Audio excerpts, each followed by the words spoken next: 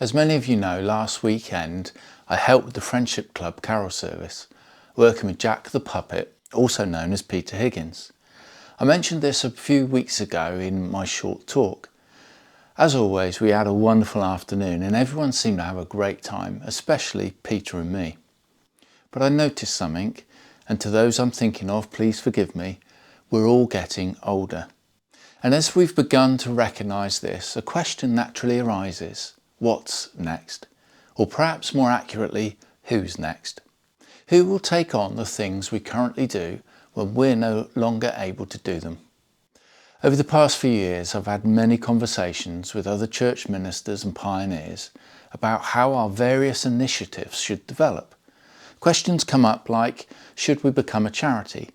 What are the long-term plans? And yes, you've guessed it, how do we prepare for the future? More than once I've been asked, Paul, what happens to Mind the Gap Ministries if you get run over by a bus? Now, I'm not sure why it's always a bus, but I suppose it doesn't really matter. What they're really asking is, how are you planning for the future so that what you're building now continues when you can't carry it on anymore? It's a fair question, one most people who organise anything eventually face.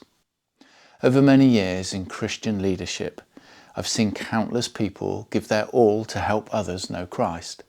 Most Christians genuinely want to share their faith. But what I've noticed is that each person does it in a way that is entirely their own. Every ministry becomes a blend of that person's talent, personality, passion and identity. No two look the same. Each takes on something of the one who leads it. We have a relational God who cares more about people than about the ministries they run.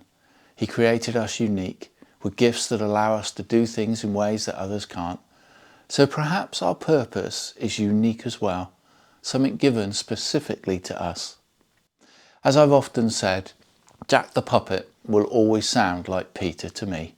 And in the same way, I can't help wondering whether the things that I'm doing now are my purpose.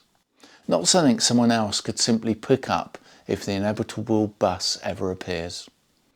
Maybe they're meant to discover their own purpose and to develop the gifts God has given them.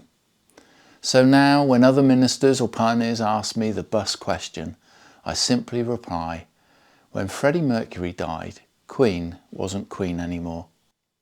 Instead of hoping that others will simply replicate what we've done, our real task is to help them discover their own gifts, follow their own calling, and build something that reflects who they are rather than who we are.